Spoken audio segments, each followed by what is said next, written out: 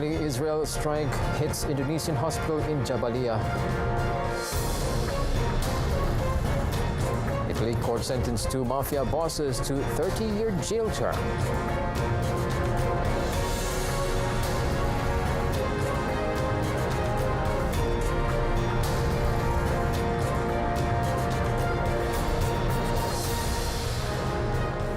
Good afternoon and Salam Malaysia Madani. I'm Otto Othman and this is World Today.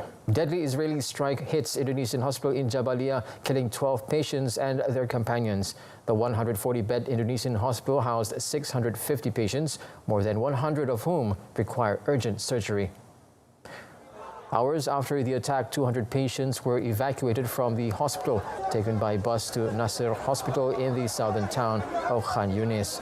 The evacuation was carried out in coordination with the International Committee of the Red Cross and a coordination laid down by doctors after Israelis struck an ambulance in northern Gaza, claiming it was being used by Hamas militants. An AFP reporter in Khan Yunis saw two buses arriving at Nasser Hospital in company of the Red Cross.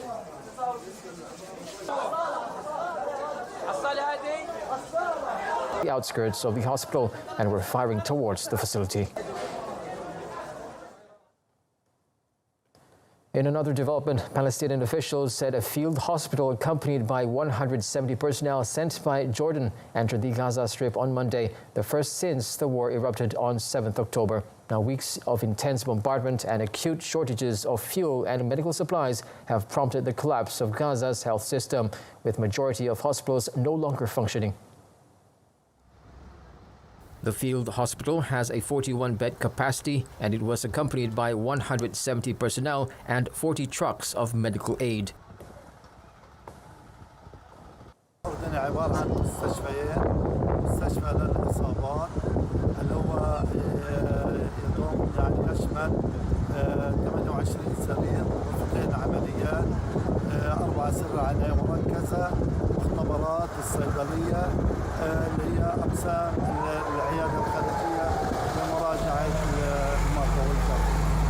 However, the number of medical personnel is limited and there are not enough ambulances.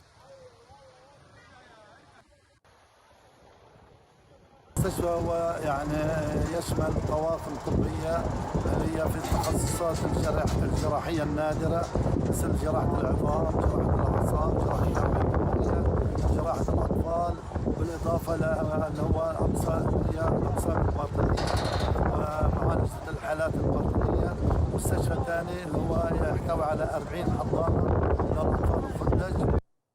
Palestinian medics hope field hospitals sent by the United Arab Emirates and Qatar will soon follow. There are around 30,000 wounded people across Gaza. In the meantime, France on Monday sent more medical supplies and a second hospital ship to Gaza. France sent a military Airbus A400 with more than 10 tons of medical supplies and will contribute to European Union medical aid flights on 23rd and 30th November. France also dispatched a second hospital ship, the helicopter carrier Dixmude, which will arrive in Egypt in the coming days. A first French helicopter carrier, the Tonnerre, which has about 60 beds and 2 operating blocks, has already been deployed in the region. France will also deploy civil and military planes to evacuate sick or injured children from Gaza. Earlier this month, French planes delivered 54 tons of aid for Gaza via Egypt.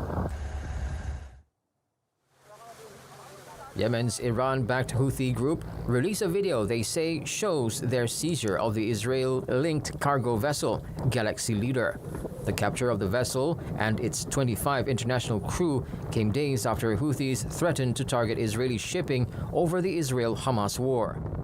The Bahamas-flagged British-owned Galaxy Leader is operated by a Japanese firm but has links to Israeli businessman Abraham Rami Ungar. Analysts said Houthi threats to shipping around the Bab al-Mandab Strait, a choke point at the foot of the commercially vital Red Sea, were likely to rise. Albania's opposition Democratic Party members set off smoke bombs and lit a small fire, quickly extinguished in the middle of Parliament on Monday in a failed bid to stop the chamber from voting on the 2024 budget. MPs piled chairs in the center of the chamber, and red and green and purple smoke filled the air as security kept protesters back from the seats of Prime Minister Edi Rama. One MP appeared to light a small fire, which was passed forward in a container before flames briefly spread and were doused by surrounding MPs. The de facto leader of the party, Salih Berisha, a former prime minister, has accused the government of trying to silence the opposition in parliament, where Rama's Socialist Party has a majority. Last month, prosecutors charged Berisha and his son-in-law with corruption over a land deal involving the grounds of a sports club. They accused him of using his influence as premier from 2005 to 2009 to exert pressure for the conclusion of the privatization procedures in favor of others, including his daughter's husband. His son-in-law was arrested, but Berisha has immunity from prosecution as an MP. However, he has been ordered not to leave the country. Berisha accuses Rama of orchestrating the prosecution against him, which Rama denies his involvement.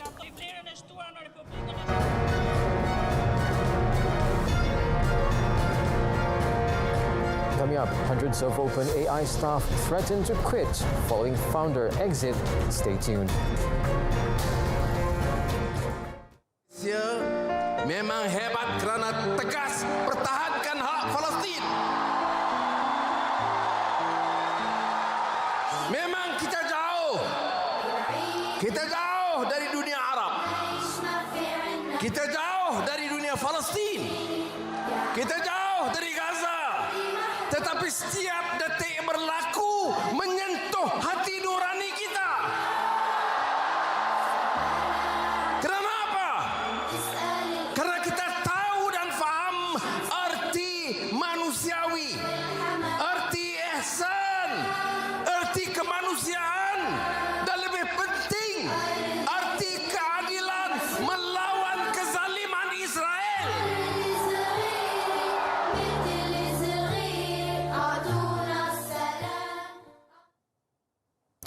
A court handed down lengthy jail sentences on Monday at the end of one of Italy's largest ever mafia trials, which targeted the 'Ndrangheta crime group in its heartland in the southern region of Calabria. More than 330 suspected mobsters and their alleged associates, including white-collar professionals, had been facing an array of charges such as extortion, drug trafficking and theft in a trial that lasted almost 3 years. Italy's ANSA news agency said it took judges 1 hour and 40 minutes just to read their verdict. The heaviest penalties were handed to Saverio Rosianale and Domenico Bonavota, two local Calabrian mafia leaders, both given 30 years sentences. Among those also convicted was Giancarlo Pitelli, a lawyer and former politician with the Forza Italia party, a member of the national ruling coalition, who was sentenced to 11 years in prison for mafia collusion and passing on information. Monday's first instance ruling can be appealed by both the defense and the prosecution. The 'Ndrangheta is considered by prosecutors to be the most powerful mafia group in the country, easily eclipsing the more famous Cosa Nostra gang in Sicily, with its influence extending across Europe and beyond. Harlem-born rapper A$AP Rocky, the romantic partner of recording star Rihanna and father of 2 sons, was ordered on Monday to stand trial in Los Angeles on 2 felony counts of assault with a semi-automatic weapon. Rocky, 35, whose given name is Rakim Mayers, is accused of pointing a handgun at another hip-hop artist and former friend, Terrell Efron, during a heated argument, then firing twice in Efron's direction in a second confrontation in November 6, 2021. Prosecutors alleged that Efron suffered a minor injury in the shooting. Rocky was arrested in connection with the altercation 5 months later, in April 2022, as he arrived at Los Angeles International Airport on a flight from Barbados. He was charged in August of that year. Los Angeles Superior Court Judge M.L. Villa ruled on Monday that prosecutors had sufficient evidence to proceed to trial on both counts of assault, including allegations that Rocky had personally used a firearm during the incidents in question. Rocky, who remains free on bond, has pleaded not guilty in the case. His lawyer, Joe Tacopina, argued in court that prosecutors failed to present sufficient proof that a shooting had even occurred, relying on various surveillance, videos, and testimony that the defense said were inconclusive. Hundreds of staff at OpenAI threatened to quit the leading artificial intelligence company on Monday and join Microsoft. They would follow its co-founder, Sam Altman, who said he was starting an AI subsidiary at Microsoft following his shocking sacking from the company whose ChatGPT chatbot has led the rapid rise of artificial intelligence technology. In a letter, some of OpenAI's most senior staff members threatened to leave the company if the board did not get replaced. Included in the list of names of signers was Ilya Sutskever, the company's chief scientist and one of members of the 4-person board that voted to oust Altman. It also included top executive Mira Murati, who was appointed to replace Altman as CEO when he was removed on Friday, but was herself demoted over the weekend. Reports said as many as 500 of OpenAI's 770 employees signed the letter. OpenAI has appointed Emmett Shear, a former chief executive of Amazon's streaming platform Twitch, as its new CEO, despite pressure from Microsoft and other major investors to reinstate Altman. The startup's board sacked Altman on Friday, with U.S. media citing concerns that he was underestimating the dangers of its tech and leading the company away from its stated mission, claims his successor has denied. Microsoft CEO Satya Nadella wrote on X that Altman will be joining Microsoft to lead a new advanced AI research team, along with OpenAI co-founder Greg Brockman and other colleagues. Altman's sacking triggered several other high-profile departures from the company, as well as reported push by investors to bring him back. Rescuers pushed through a new pipeline to deliver cooked food to 41 workers trapped for more than a week in a collapsed tunnel in the Indian Himalayas and said preparations were underway to start vertical drilling to pull them out. The men have been stuck in the highway tunnel in Uttarakhand state since it caved in early on 12 November and are safe, with access to light, oxygen, dry food, water, and medicines already being sent by a smaller pipe. पहला break through जो पिछले 9 दिनों से हम try कर रहे थे, जो हमारी पहली प्रायोरिटी थी कि हम एक लाइफलाइन वाली जो नाली है वो स्थापित कर लें, तो आपको मैं ये सूचना दे रहा हूँ कि 6 इंच की पाइप अभी ब्रेक थ्रू हमें मिल गया है।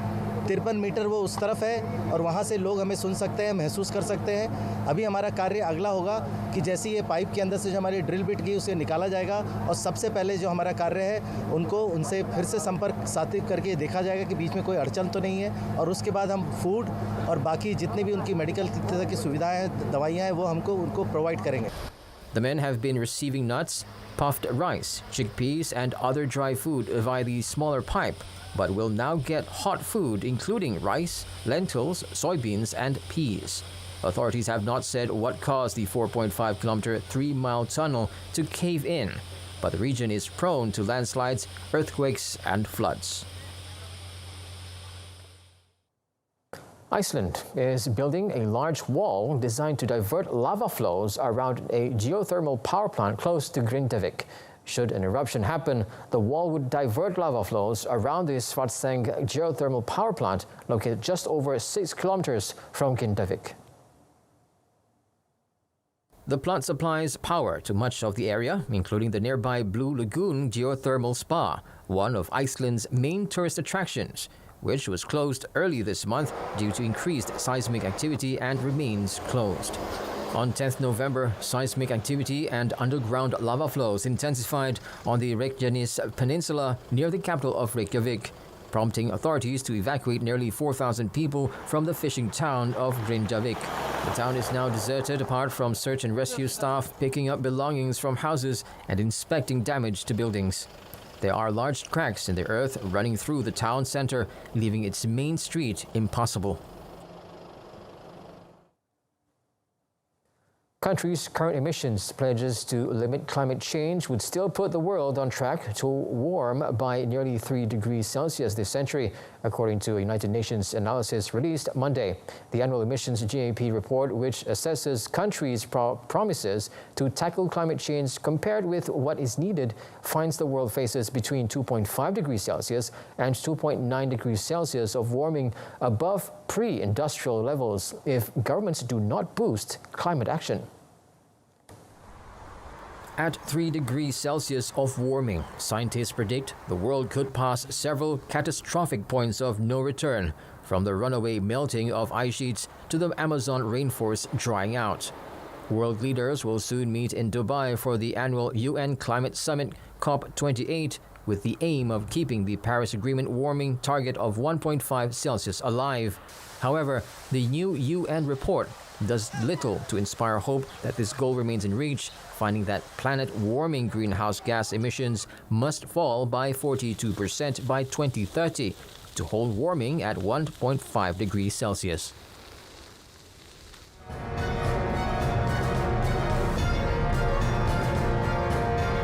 Up next in sports, England top Group C of Euro qualifier after scrappy 1-1 draw with Macedonia. Stay tuned.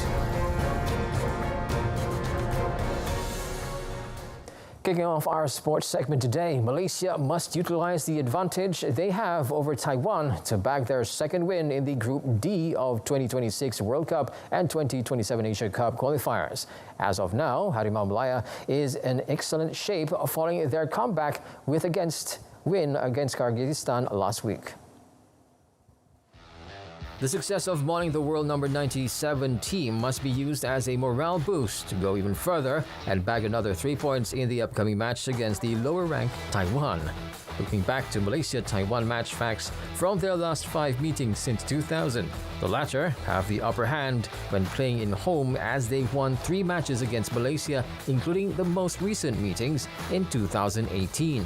However, the national squad under the helm of Kim Pan-gon is expected to face little to no problem as they have no serious injuries among their first 11 lineup. After Taiwan, Malaysia will have to face their huge obstacle so far when playing away against world number 72 Oman in March next year. Meanwhile, head coach Kim Pan-gon has set a lofty goal for his Harimau Malaya Chargers by stating that he wants nothing less than a win in tonight's clash. A win at Taipei Municipal Stadium will guarantee Malaysia a place in the third round of the World Cup qualifiers and a direct spot to the Asia Cup finals. So we will fully respect Chinese Taipei. We will humbly approach this game to win for the Malaysia Power.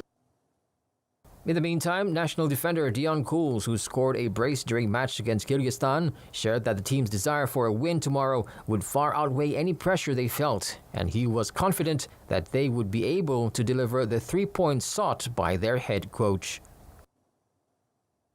It's only 6 games, we won the first one, so it's another game that we need to take very serious.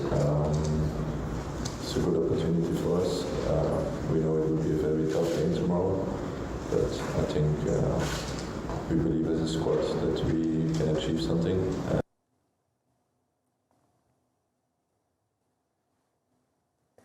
In Euro 2024 qualifier, England suffered a frustrating conclusion to their campaign as they were held to a scrappy 1-1 draw by North Macedonia in Group C this morning.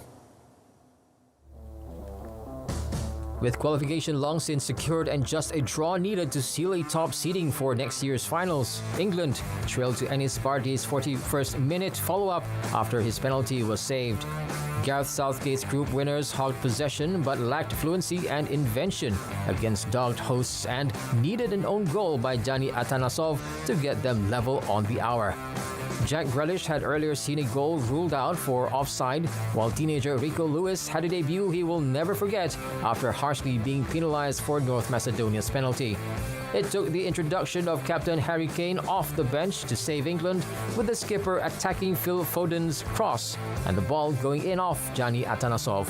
England ended the calendar year unbeaten, if in a rather underwhelming way, topping their group with 20 points from 8 games, with North Macedonia fourth on 8 points.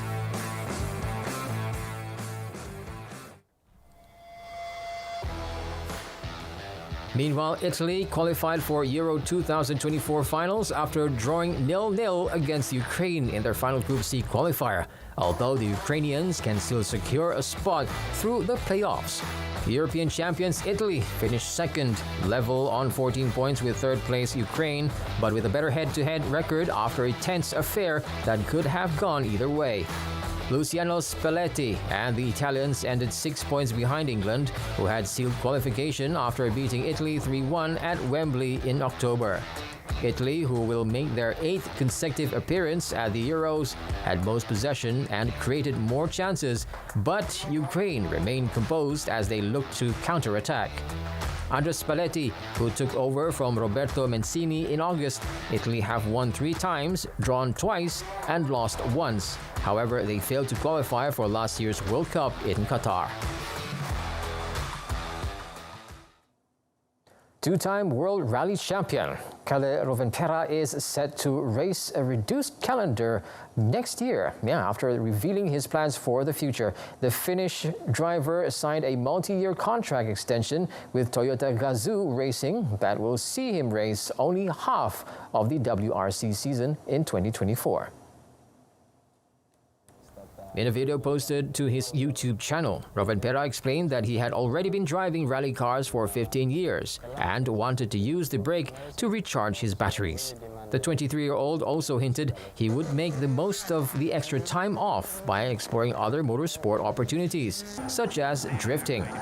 Toyota Gazoo Racing unveiled their full WRC lineup on Monday, with 8-time world champion Sebastian Ogier set to take part in a partial program, alongside regulars Elfyn Evans, who has finished runner-up 3 times in 4 years, and Japan's Takamoto Katsuta. The Dakar Rally will return to Saudi Arabia in 2024 for the 5th time, with riders crossing the desert with the promise of more dunes and challenging terrain in the 46th edition of the famed race. The rally will start in the historic city of Al Ula on January 5th in the west, with the route first going east in the direction of the MT Quarter and returning west to finish on the coast of the Red Sea in Yanbu on January 19th. Race director David Castera said competitors can expect a tough Dakar with days of difficult dunes in the middle stretch of the 14-day race. Organizers also announced a new format for the 48-hour chrono stage with a time limit set for 4 p.m. After that time, competitors will have to stop to camp at the next bivouac they come across and will only be allowed to start again at 7 a.m. the following morning. The 5,000-kilometer route will crisscross the country, with 60% of the course being made up of new sections, with a total of 9 bivouacs set up to accommodate riders. 6 shirts worn by Lionel Messi during Argentina's triumphant run at the 2022 World Cup are expected to become the most valuable collection of sports memorabilia when bidding opens later this month. Auction house Sotheby's said the collection includes the shirt of what he wore during the first half of the final in Qatar. Bidding for the white and sky blue shirts will be open from 30th January to 14th December. Coinciding with a public exhibition to showcase the collection. The auction house in a statement said the extraordinary collection is estimated to excess of 10 million USD, with the sale poised to become the most valuable collection of sports memorabilia at auction. It added that a portion of the proceeds from the auction will be donated to Unicas project, led by Sant Joan de Diu Barcelona Children's Hospital, with the support of Leo Messi Foundation, to meet the needs of children suffering from rare diseases. So far, Michael Jordan's jersey from the opening game of the 1998 NBA Final holds the record for the highest price paid for a game-worn sports memorabilia item, fetching $10.1 million last year. 76 minit tanpa henti. 76 minutes non-stop.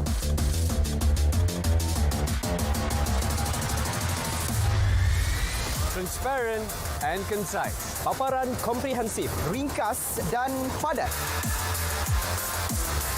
Saksikan Kanta 744, 7.44 malam. Berita perdana 8 malam. Malaysia tonight, 8:30 p.m.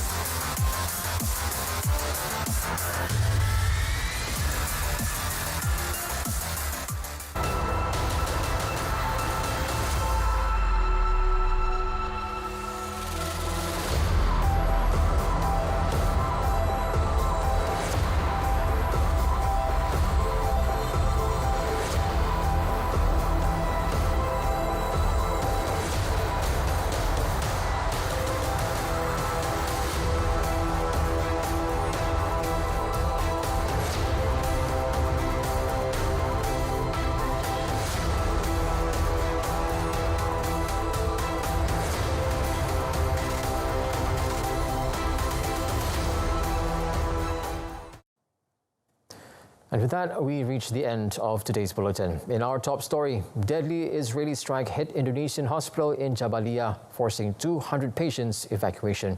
Now do join us again tonight at 8:30 p.m. for more news on TV1 and saluran Berita RTM. Now before we go, let's watch a clip of a special coin range released by UK Royal Mint to celebrate over 60 years since James Bond first hit the screen. From the river to the sea, Palestine will be free. I'm Otto Othman. Good evening.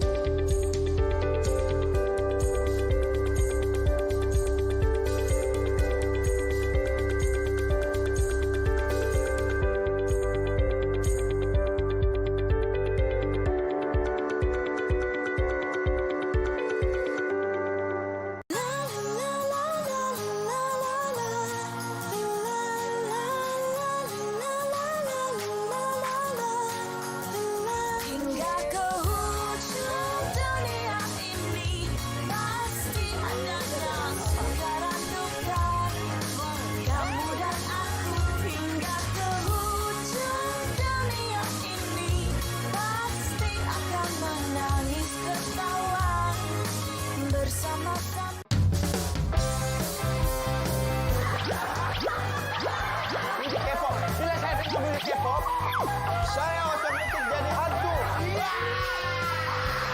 Bawah umur tu buat pembedahan logistik.